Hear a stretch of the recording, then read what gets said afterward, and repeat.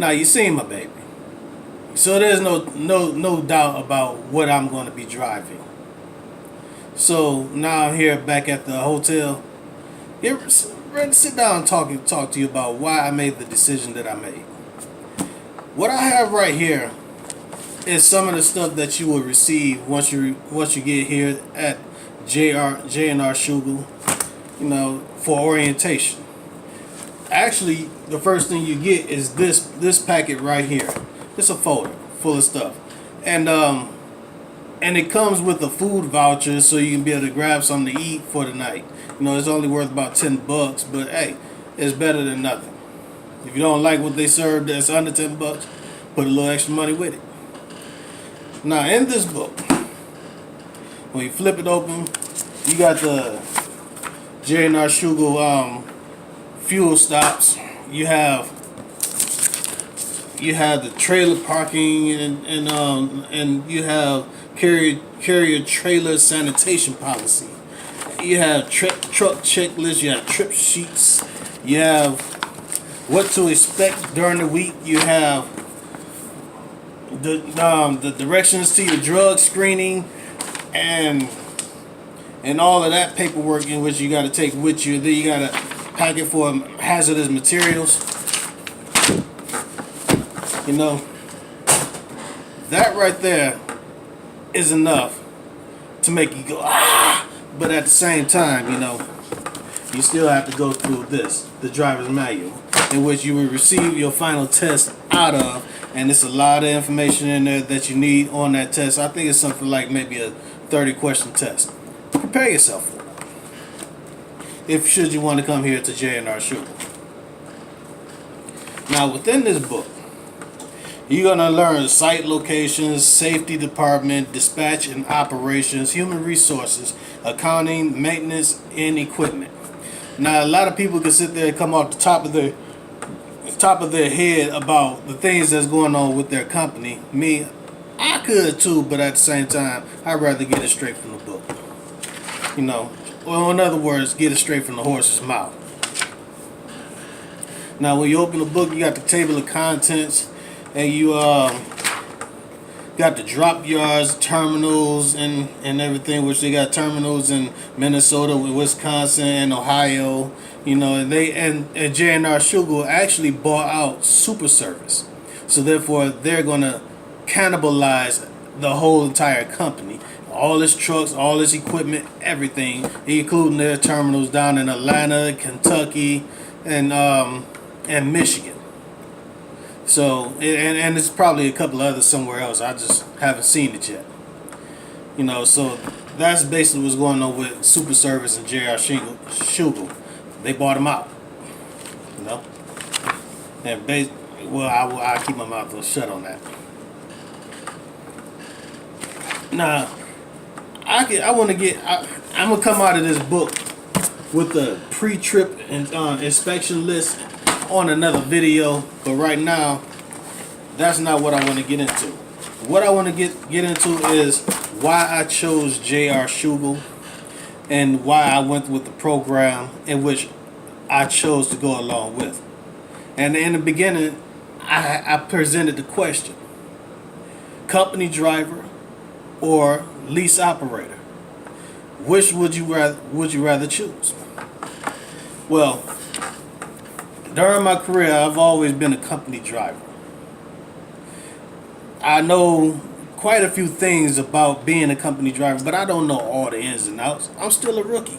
I've only been in the industry for a year and a half. A little over a year and a half to be exact. But I know quite a few things from traveling literally across the whole entire country. I've seen all 48 of the continental U.S. states. A lot of people back home don't believe me. I say, so what? I'm the one out here seeing the stuff. You're still stuck in that same spot, doing exactly what you was doing when I left. See, my uncle told me that is what I'm gonna end up noticing each and every time I leave and come back. The same people are still back there at home doing the exact same thing while you are on the road doing whatever it is that you do and making changes to your life. They might become a success, But with the way Detroit is currently run, no, it's still a bankrupt city. It's still a lot of crime. It's still literally battling for the top number one spot for murder capital and all the other good stuff, including for crime and then when it comes to the unemployment rate, nothing has really changed. They can say it has, but it has.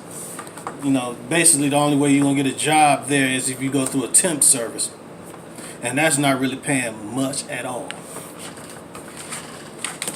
So, but what I wanted to get into, it goes way. Let me go to the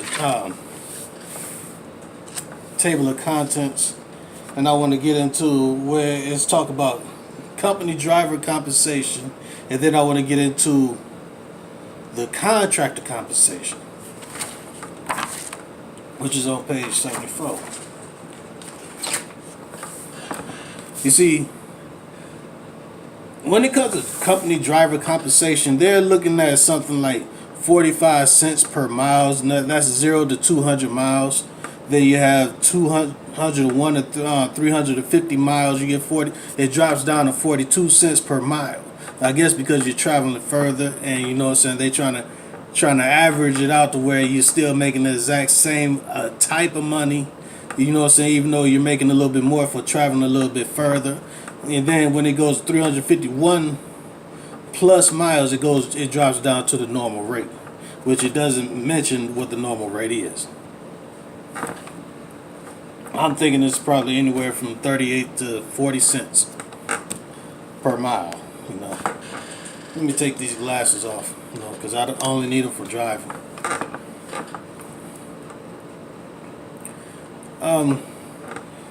Then you got the toll compliance. You know what I'm saying? Oh, in order to receive the driver, you have driver incentive pay to go along with that. And see what that is drivers are eligible to receive a 2 cents per mile safety compliance incentive. The incentive will accumulate at 2 cents per mile for all dispatched miles driven over the course of a month. To be eligible for the incentive, drivers must meet the criteria listed below.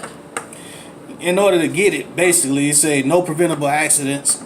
They showed a video where this guy's sitting there bobbing his head, literally looking at traffic and everything, and he still ran right full speed into a tanker. If you looking at it and you see it, and you just bobbing your head to the music. Come on, man, what's up with that? There's no way, and you know what, that you should have missed that. Not even tunnel vision, because tunnel vision means you blocked off everything to the side. You sitting there looking straight at it, bobbing your head to the music. Come on, now, be for real. Then you got no negative inspections, no moving violations, no preventable cargo claim, no excessive drive cam events. 15 drive cam events in a month. Minimum miles per gallon of 7.75. Then you got toll compliance as well. And when they say drive cam, you only get 15 a month. That's a real small amount, especially when you got people out here literally looking at these trucks like we're nothing on the road. We're just slow moving, and you can just cut off. You literally drag. I seen like 3 cars. They just drag racing down the highway. I forget what highway I was on. I was coming out of Atlanta. I think it might have been. It was either 265 or it was a 75. It was one of the two. I believe it might have been 265, 285. Excuse me. And they just zoom straight so fast. Coming right down past me. I'm already doing the speed limit I think it was about 65 miles per hour. Seeing how they left me, they had to be doing every bit of maybe 90, 95, maybe even 100. One of them curved over so close to me, he almost hit my bumper. You know what I'm saying? And when people said that, when you think about how somebody just cut you off, literally you driving and they cut so close to where they almost nick your bumper just to get in front of you and to keep on driving on down the way like a bat out of hell. That's crazy. You know what I'm saying? You know that upsets people. But I learned to maintain, you know, and so I just watched them drive zigzagging through the cars and everything. Okay, that's good. But anyway, I wanted to talk about what made me think about that. You know, being a company driver, I could have easily stuck with being a company driver and doing a dedicated route that I was doing. You know, I was at USA Truck at first. You know what I'm saying? It wasn't. And by me not being able to get into their lease program, which I had every chance of getting into, is just that the people wasn't calling me, and people kept beating me to the trucks that I wanted. So I went to where I was going to go, and you see how I ended up with a 2017 Kenworth. You know, with a little over 100 some odd thousand miles on it already. And she nice too. I know I'm a lover. But anyways, so I when I came here, I chose to go to lease. You know what I'm saying? Because it's something that I haven't experienced yet. I sit there and watch all of these different videos talking about you can earn this, you can do this, you got so much freedom. Well, hey, you can say people tell you a lot of different things to try to entice you into coming down their road or whatever it is, you know. But I'm not gonna sugarcoat none of this stuff. I'm just gonna talk to you, you know what I'm saying? Be plain as day with it, you know, because people will tell you anything to make themselves look better than what they really are, you know what I'm saying? So I'm gonna go ahead and do it the way it is, you know. A lot of people sit there and tell you they are owner operators and then they turn around their lease. But you're still considered a contractor, you know what I'm saying? You're still own it, but you don't own the actual vehicle. You're leasing it from either the dealership, or you leasing it from the company itself. Which in this term, I'm leasing from J&R Schubert. They own the truck outright. They're leasing it to me, and at the end of my lease, I can have one balloon payment that I can save up towards and actually buy the truck should I want to, or even turn it in for a whole new truck. Which they got some new trucks coming in, brand spanking new, and that's what I already let them know. That's what I want to get a hold of. I want to get a brand spanking new truck and work on things from there. So they know exactly what it is that I want to do.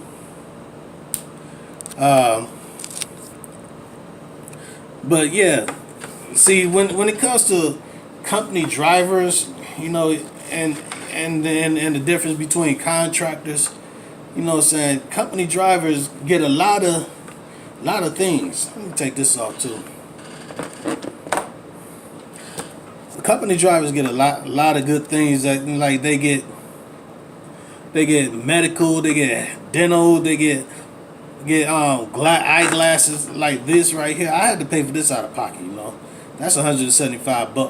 That was with the insurance from my old company, you know, and I managed to get it like that. Otherwise, I would have paid something like maybe $500 just for one pair of glasses. Glasses is not cheap, and I found that out the hard way, you know.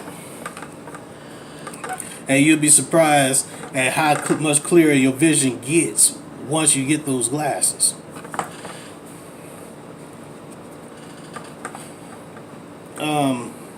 When it comes to I talked a little about the compensation for company drivers, but then you have what is called contractors compensation. It said it's 0 to 150 miles. You get contractors get paid $1.15 per mile, per loaded mile. There's a difference, you know. So you got loaded miles, and then you have empty miles. Empty miles mean there's nothing in your trailer, but yeah, you still getting paid for hauling that trailer down the road. And the rate you get paid for hauling that empty trailer is 90 cents per mile for either reefer or dry van. The dry van means is one of those 53-foot trailers with the sheet metal on the outside, but it's wood on the inside. The floor, tops, walls, everything is wood. There's no actual extra anything to make it to make it gain moisture or anything like that, which is what you would consider a reefer. A reefer has a unit that actually cools it, and it's like an ice box. You know what I'm saying? The outside is sheet metal, the inside is metal.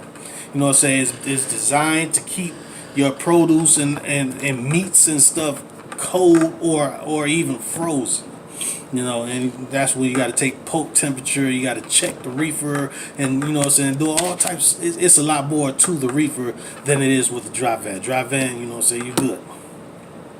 Reefer, you got to check it every 2 or 3 hours. You know what I'm saying, make sure it didn't cut off on you.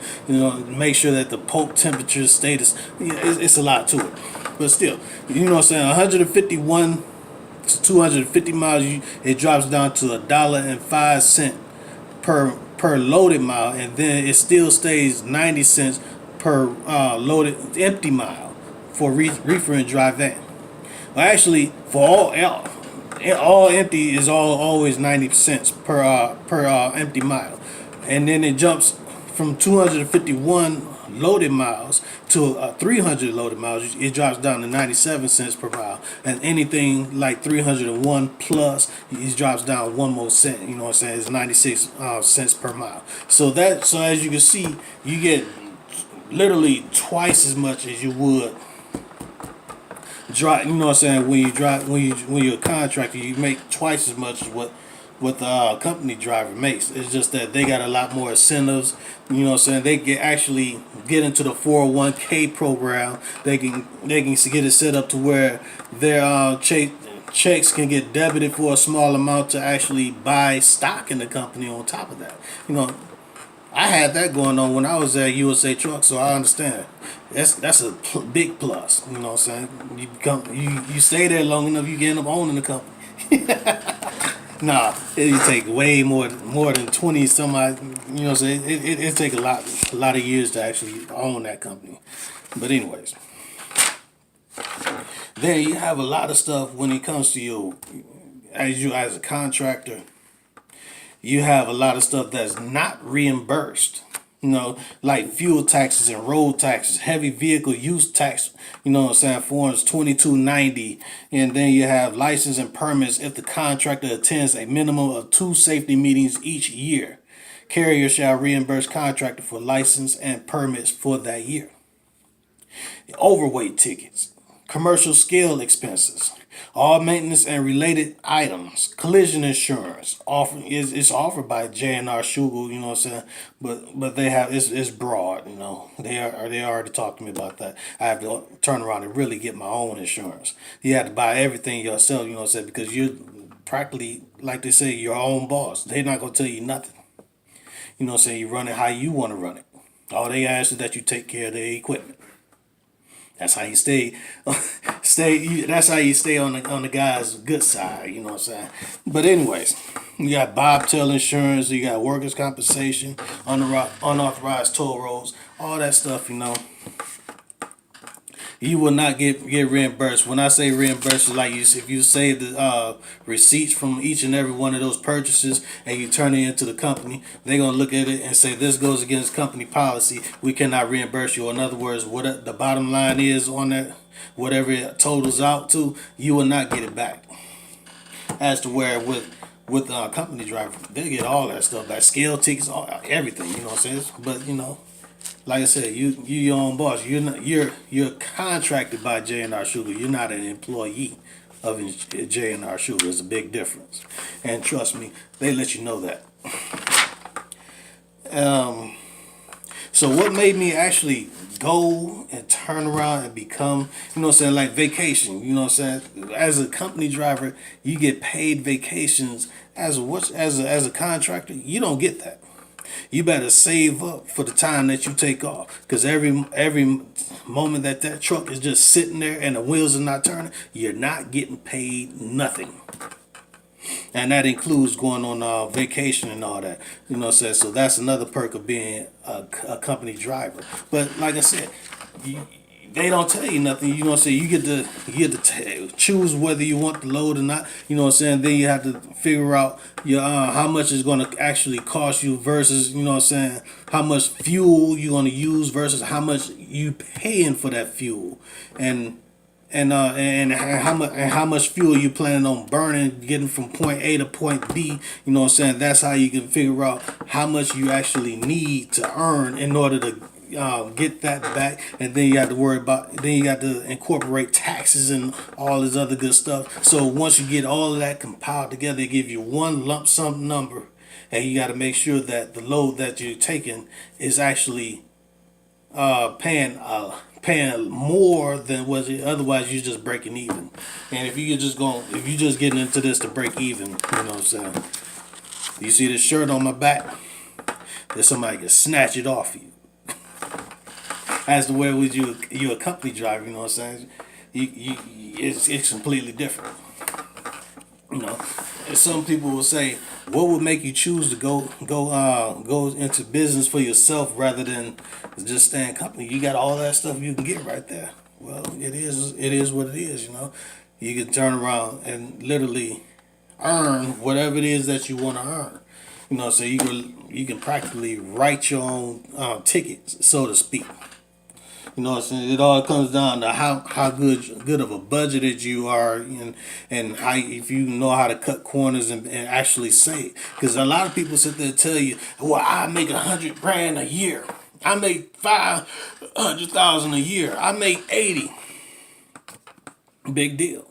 And turning them wheels and everything. Then at the end of the year, you know what I'm saying, you got to, unless you got an actual corporation or LLC, you know what I'm saying, where you got to turn in quarterly statements and all the other good stuff. At the end of the year, you got that taxes you got to pay, because they're not taking no taxes out of your paycheck. I learned the hard way from when I was a mechanic. I was wondering why I was getting paid so much. I'm like, wow, I'm getting all this money and this, and I'm doing all this, I'm doing all that. Then tax season came around, and I'm like, hey, I had to go to my boss, show him my tax statement. Hey, what's up with this? What's up with this, man? Hold on. Why y'all didn't take no taxes out of my checks? He said, well, you're considered such, you know what I'm saying? We don't take taxes out of your checks here. You had to pay your own taxes. Well, why didn't you tell me that in the beginning? Now, I got to see his scrape and scuffle and everything. And while he's sitting there trying to shut down how many hours I'm working and how much I'm making. And, man, look, we about to nip that in the bud right now. So I talked to a couple of my buddies while I was there, you know what I'm saying? They're just co-workers and everything, but I talked to them. I asked them, I said, man, if you had a chance to double what you're making right now, would you stay here or would you go to the new job? And because I felt bad about leaving. But when my bottom line looking like what it was and everything, I'm like, no, I got to go. You know, and that's exactly what my former co-workers told me to. He said, one of them told me, you shouldn't even have to ask me that, because you know, as soon as they offer me, I'm out of here. So I'm getting out of here. I said, well, I understand exactly what you're saying, and here it is. Now that when I went company, you know what I'm saying, started making a lot more money than what I was making as a mechanic, and then turned around. And so it was like literally doubling what I was making, because what I was making in 2 weeks as a mechanic, I made in a week as an OTR driver. You know what I'm saying? Well, I was driving regional. And now here it is, I'm going contract. So now what it is that I just took what I was earning as a, as a company driver, and I doubled it. Because now I'm looking at what I was making as a company driver. I'm looking at doubling that.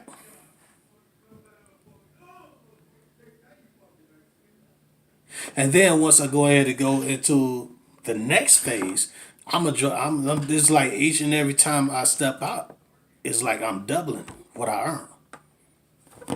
So how can I argue with that? You know what I'm saying? So that's one of the things that made me go lease. You know what I'm saying? Because I want to get a taste of what it is like to actually own your own truck. You know what I'm saying?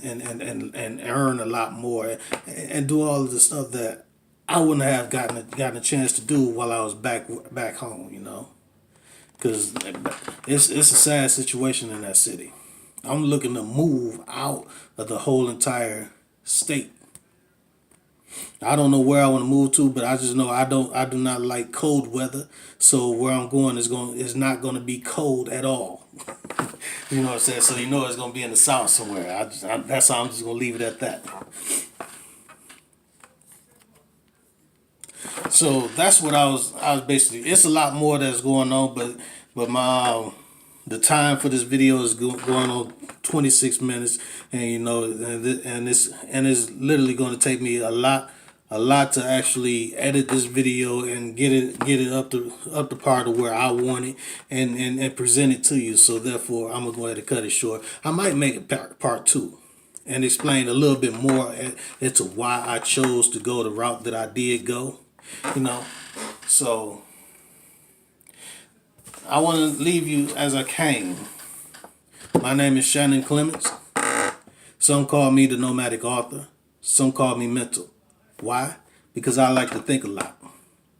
And when you come to this channel, I'm going to present things to you that actually churn the thoughts of your mind and see if you would actually make the decision I made, or would you go a different route. But either way, one way or another, it's going to make you think. All right, this is mental, cutting out from the mental plane. Have a nice day. Bye.